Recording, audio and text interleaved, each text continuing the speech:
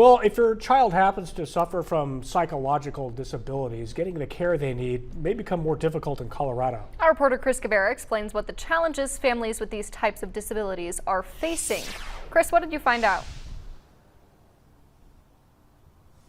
Well, we all know the cost of living is still skyrocketing, and on the other terms, this is also becoming more of a challenge for disability caregivers to provide their services for those with specific disabilities. Disabilities affect millions of Americans nationwide. We do a little twirl. There you go.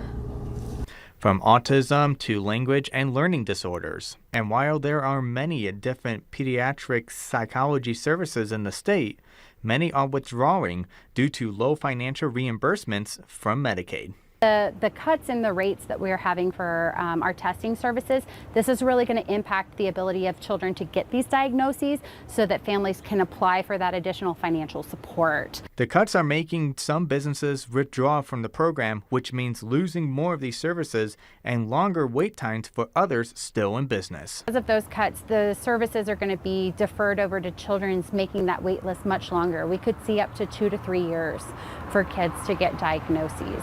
Dr. Swan offers these services in many locations, including Grand Junction, Glenwood Springs, and Rifle, and she says that these cuts make it challenging.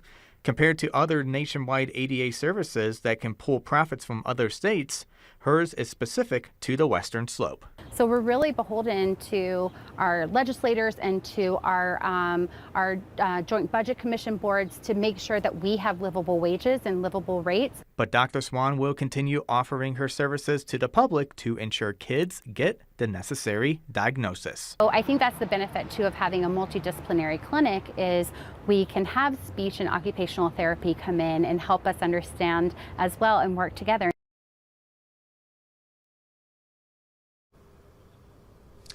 And for people with autism, it can take years to figure out a diagnosis.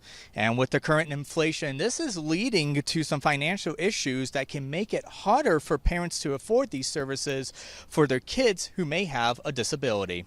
Reporting live from Grand Junction for KKCO 11 News, I'm Chris Guevara. Back to you guys. All right, thanks, Chris, for that report. The Medicaid Provider Rate Review Advisory Committee mentioned that a possible rate accommodation could occur, but if any changes happen, they won't happen until next year.